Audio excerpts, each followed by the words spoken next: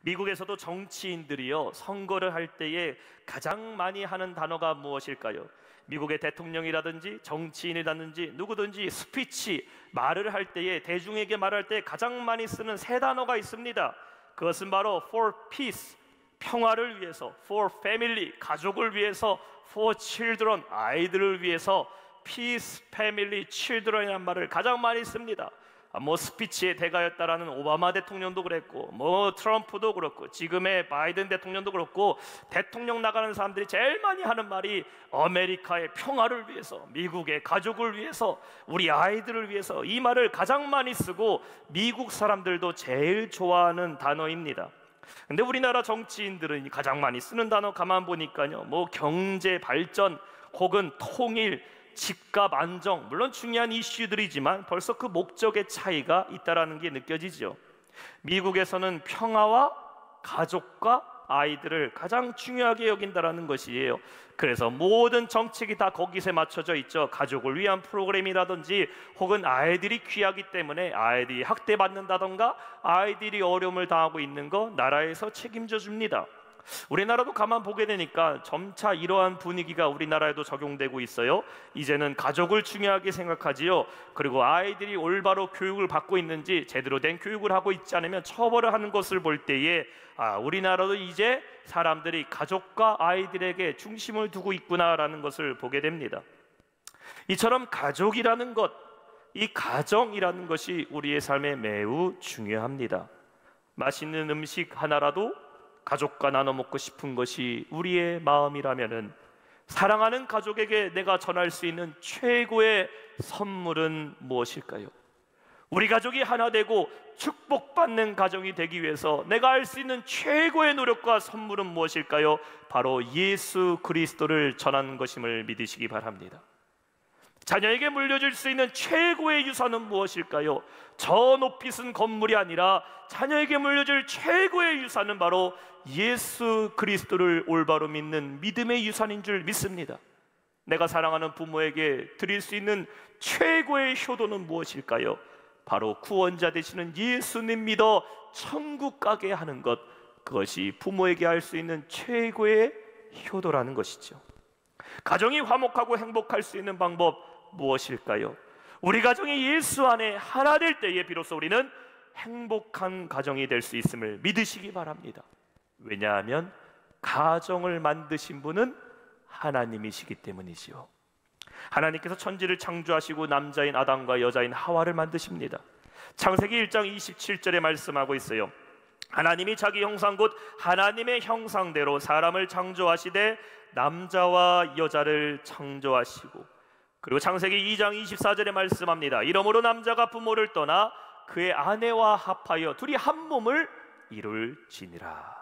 하나님이 아담과 하와를 창조하시고 그 둘을 하나 되게 하시사 최초의 패밀리, 가정을 만드십니다.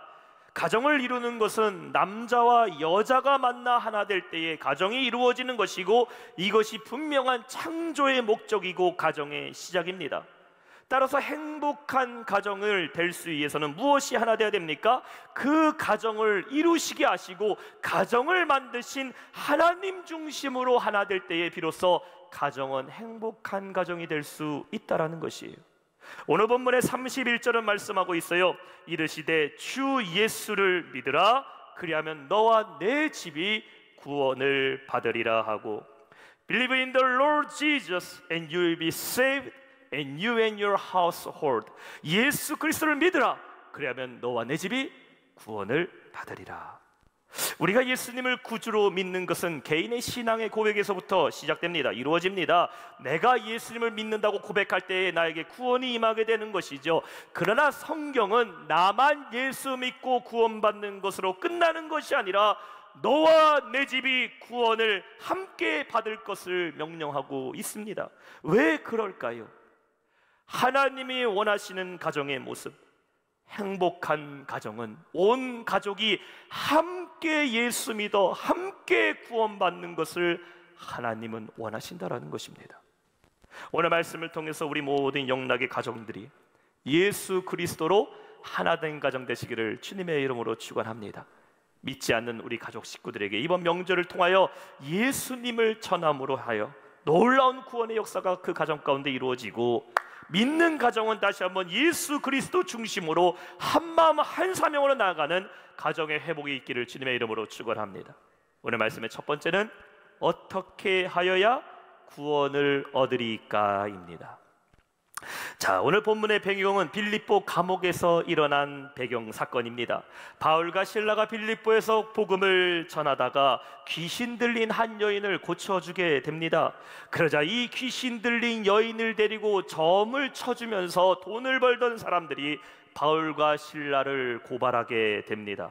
귀신이 떠나가게 됐으니 이 여인이 더 이상 점을 칠 수 없게 된 것입니다. 마치 행복이라는 이름의 파랑새를 찾기 위해서 떠난 주인공이 온갖 힘든 모험과 고생을 다 한 뒤에 결국 파랑새를 찾지 못하고 허탈함과 실망감으로 집에 돌아왔을 때에 그토록 찾았던 행복의 파랑새는 가장 가까운 집안에 있다는 것을 깨닫게 된 것 같이, 고통의 문제를 해결하기 위해서 온갖 고생을 다 하며 살아가지만 정작 어떻게 해야지 구원받는지는 모르고 살아가는 사람들이 너무나 많이 있다는 것이에요. 가정에서도 마찬가지죠. 가정의 문제 앞에 있을 때에 해결하지 못하는 갈등의 문제와 때로는 경제적인 문제도 만날 때가 있어요. 상황의 문제 속에 있을 때에 우리는 그 방법을 찾기 위해서 이런 질문을 던져야 됩니다. 하나님, 어떻게 하여야 우리 가정이 구원을 받을 수 있습니까? 여러분, 질문하는 사람만이 해답을 얻게 됨을 믿으시기 바랍니다. 인생의 방법을 스스로 찾으려고 하지 말고 우리는 먼저 문제 해결을 얻기 위해서 질문을 해야 돼요. 하나님, 어떻게 해야 내가 구원을 받을 수 있습니까?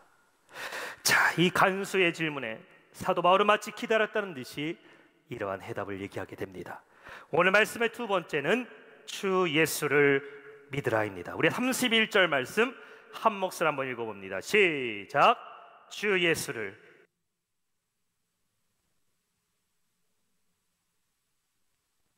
31절에 말씀합니다. 주 예수를 믿으라. 그리하면 너와 내 집이 구원을 받으리라. 구원이 어디 있다고 말씀하고 있죠? 주 예수를 믿을 때에 구원받게 됨을 믿으시기 바랍니다. 근데 여러분, 지극히 단순한 대답 같아 보이지만요, 이 짧은 문장 속에는 아주 중요한 복음의 핵심이 농축되어 있습니다. 이 수능에 만점을 받고 서울대에 합격했던 한 학생이요, 황당한 대답을 함으로써 큰 사회적 파장을 일으킨 적이 있습니다. 기자가 물어봤어요. 어떻게 해서 수능을 수석으로 합격하고 서울대에 합격할 수 있었나요? 자, 이 질문은요, 서울대에 가고 싶어하는 모든 수험생들의 질문 아니겠습니까? 자기 자녀를 좋은 대학에 보내고 싶어하는 모든 부모들이 가진 질문 아니겠어요? 어떻게 해야 시험에서 합격하고 수석으로 서울대 합격할 수 있었는가요? 자, 근데요, 이 질문에 이 학생이요, 이렇게 아무렇지도 않게 대답했어요. 선생님 말씀 잘 듣고 교과서 중심으로 공부했습니다. 아, 이 대답이요, 난리가 났어요. 난리가 났어요. 온갖 출판사에서 좋은 문제집 다 사놓고 공부하는 학생에게 저 강남 8학군에서요, 집 팔아가면서 과외 공부시켰던 그 학생들에게 청청병력 같은 소리 아닙니까? 선생님 말씀 잘 듣고 교과서 중심으로 공부했더니 서울대 수석 합격했습니다. 근데 이 말이요, 정답 아닙니까? 정답. 왜냐하면 수능 문제는, 연합고사 문제는 학교에서 배우는 교과서에서 선생님이 가르쳐주는 거기에서만, 학원 과정 내에서만 문제를 내야 되기 때문에 교과서만 잘 공부하고 선생님 말씀하는 것만 잘 들으면은 수능 시험 잘 볼 수 있다라는 것입니다. 어떻게 해야 구원을 받을 수 있습니까? 라는 이 간수의 질문에 바울이 말하죠. 주 예수를 믿으라.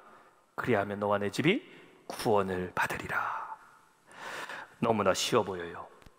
간단해 보입니다. 누구나 다 구원받을 수 있을 것 같아 보여요. 근데 이 말에는 아주 중요한 복음의 핵심이 있어요.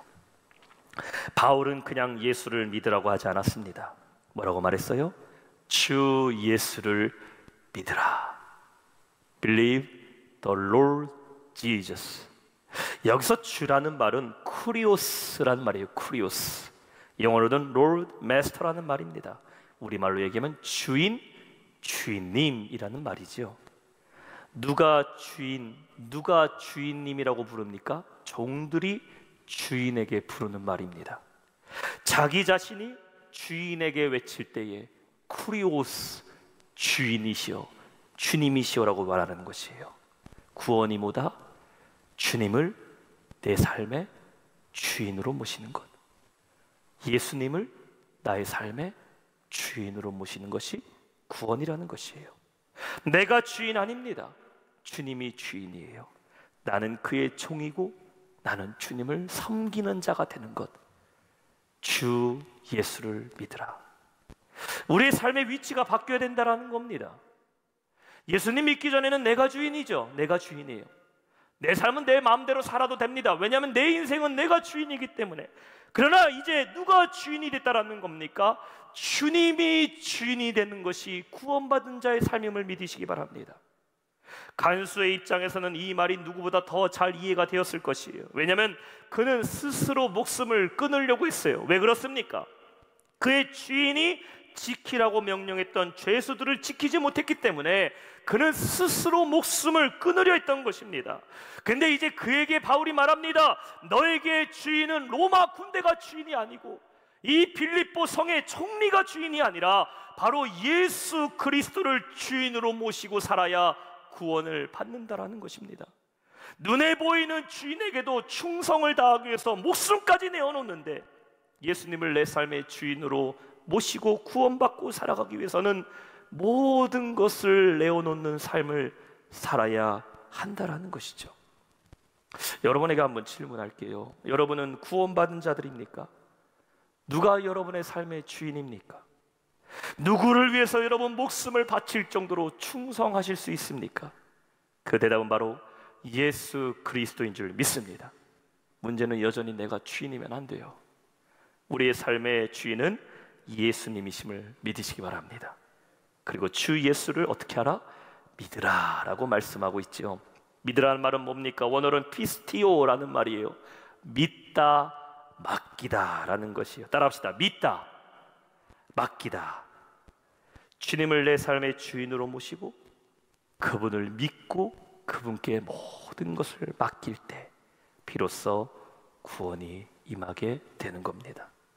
사랑하는 성도 여러분, 주님을 주인으로 모시고 살아가시기를 축원합니다. 내 삶의 주인은 내가 될 수가 없어요. 우리는 내 삶을 책임질 만한 능력이 있는 사람들이 아닙니다. 하루도 내 뜻대로 살아갈 수 없는 것이 연약한 저와 여러분의 모습 아닙니까?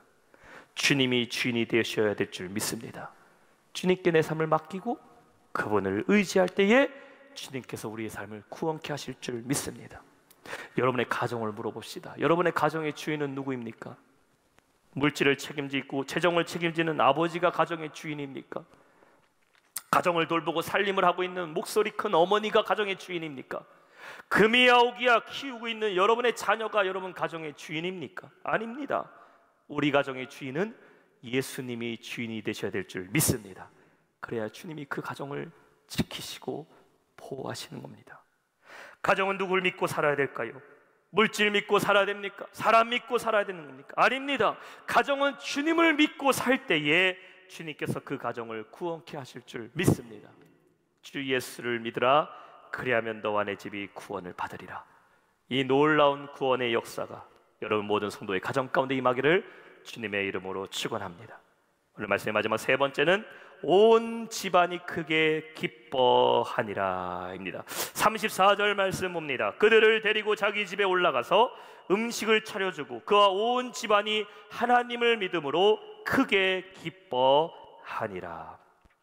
자, 오늘 간수가 예수를 믿어 구원받는 이 역사는 간수 한 사람에게만 이루어진 역사가 아닙니다. 오늘 본문은 간수의 가정까지도 구원케 하시고자 하는 하나님의 계획을 나타내고 있다는 것이죠. 그래서 주 예수를 믿으라. 여기서 끝나지 않아요. 그리하면 너와 내 집이 구원을 받으리라 라고 말씀하고 있는 겁니다. 성경에 예수님을 만난 사람들을 보게 되면은 주님을 만난 그 사람만 구원받는 것을 경험하게 되는 것이 아니라 주님께서는 그들의 가정까지 방문하셔서 혹은 믿는 그 사람이 자신의 집에 돌아가게 되었을 때에 그들의 가정까지도 구원케 하시는 주님의 역사를 보게 됩니다. 예수님을 보러 뽕나무에 올라갔던 사람이 누구입니까? 키 작은 삭개오였죠. 삭개오. 예수님께서 그 삭개오를 본 다음에 뭐라고 말씀하셨지요? 누가복음 19장 5절에 보면 이렇게 말씀합니다. 삭개오야 속히 내려오라, 내가 오늘 내 집에 유하여야겠다 하시니. 삭개오는요 뽕나무에 올라갔어요. 그가 기대했던 것은 그 뽕나무 위에서 예수님과 눈 한 번 마주치는 것만 기대했는데 주님이 그에게 하셔서 말합니다. 삭개오야 내려와라, 내가 오늘 너네 집에 가야겠다. 어떻게 돼요? 주님께서 가셨어요. 9절에 보면 이렇게 말씀합니다. 예수께서 이르시되 오늘 구원이 이 집에 이르렀으니. 삭개오의 온 가족이, 그뿐만 아니라 모든 가족들이 구원받게 되는 것을 보게 됩니다. 사도행전 10장에 가면은 가이사랴 로마의 백부장이었던 고넬료라는 사람이 나옵니다. 하나님께서 그의 가정에 누굴 보내십니까? 베드로를 보내셔요. 그리고 고넬료와 온 가족과 다 모인 친척들까지도 예수님을 믿어 구원받게 하시는 장면을 보게 됩니다. 예수님의 구원의 역사는 개개인에게도 이루어지지만 주님께서 궁극적으로 원하시는 구원은 무엇일까? 주님은 우리의 모든 온 가족이 예수님을 믿어 구원받기를 원하심을 믿으시기 바랍니다. 왜냐하면 생각해 보세요. 한 믿음의 가정이 세워지게 되면은 그 가정으로 끝나는 게 아닙니다. 한 믿음의 가정이 세워지게 되면은 그 가정에서부터 대를 이어 믿음의 가정, 믿음의 가문으로 이어지게 된다라는 것이에요. 아브라함을 통해 이삭이 복을 받아요. 이삭을 통해 야곱이 복을 받습니다. 야곱을 통해 요셉이 복을 받습니다. 그 모든 믿음의 가문이 대를 이어지는 것과 같이 한 가정이 예수 믿어 구원받게 되면은 그 가정에서 끝나버리는 것이 아니라 그리스도의 구원의 계획은 계속해서 이어지는 것이고 하나님의 더 큰 사명은 감당하게 됨을 믿으시기 바랍니다. 따라서 우리는 가족의 고구마를 위해서 우리 가족 식구들이 예수를 믿어 하나님의 복된 가정, 주님의 사명을 감당하는 가정이 되기 위해서 기도해야 된다는 것이에요. 간수는 바울과 실라를 자기 집으로 모셔드리게 돼요. 33절 말씀 보면 그 밤에 그 시각 간수가 그들을 데려다가 그 맞은 자리를 씻어주고 자기와 그 온 가족이 다 침례를 받은 후 34절 그들을 데리고 자기 집에 올라가서 음식을 차려주고 그와 온 집안이 하나님을 믿음으로 크게 기뻐하니라. 한번 따라합시다. 하나님을 믿음으로 크게 기뻐하니라. 아멘. 예수를 믿게 된 이 가정에 무엇이 임하게 됐어요? 큰 기쁨이 임하게 됩니다. 이 원어를 보니까 아갈리오라는 말이에요. 그냥 joy, 기뻐하다라는 뜻이 아닙니다. 이 기뻐하다는 것은 큰 기쁨이에요. 기뻐 날뛰다, 미칠 듯이 기뻐하다라는 말이 바로 아갈리오, 기뻐하다라는 말이에요. 영국의 신학자 C.S. 로이스는 그의 책 예기치 못한 기쁨에서 이런 말을 썼어요. 기쁨은 마음의 상태 혹은 느낌이므로 기쁨 그 자체는 중요하지 않다.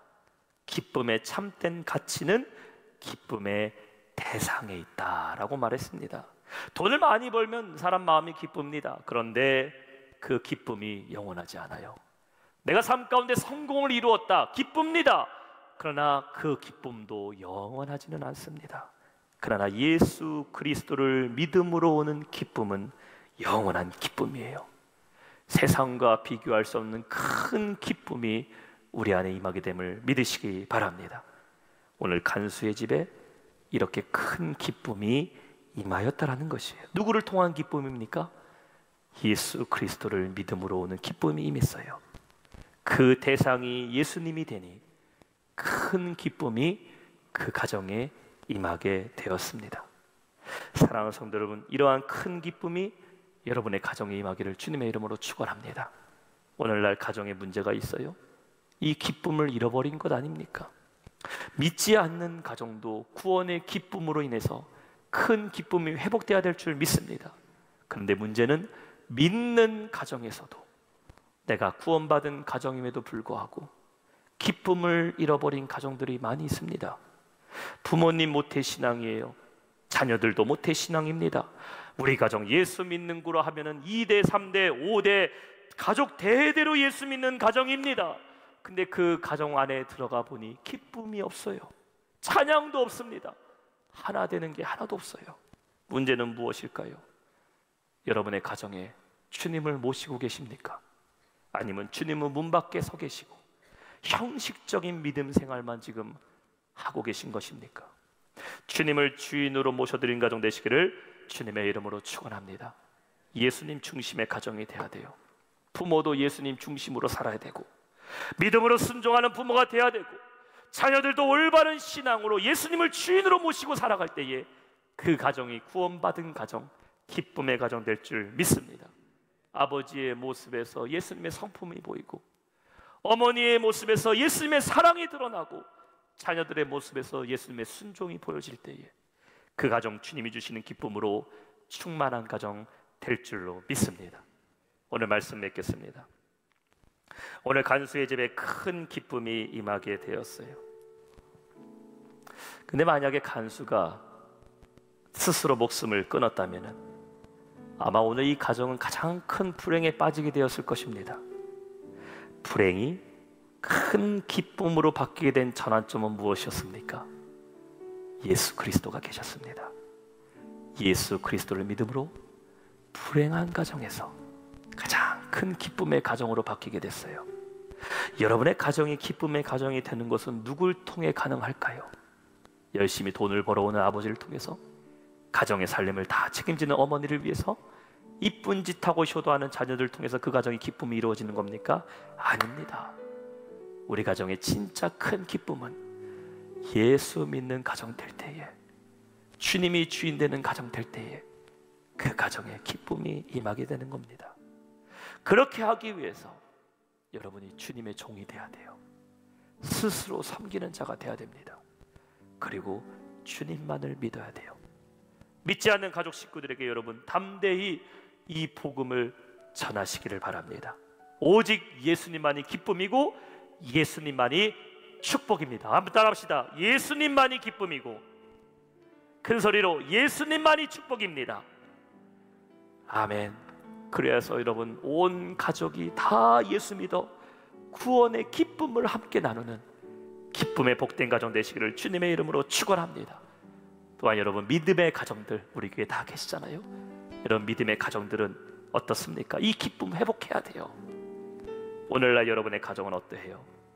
기쁨의 잔치집입니까? 아니면 슬픔의 상갓집 같습니까?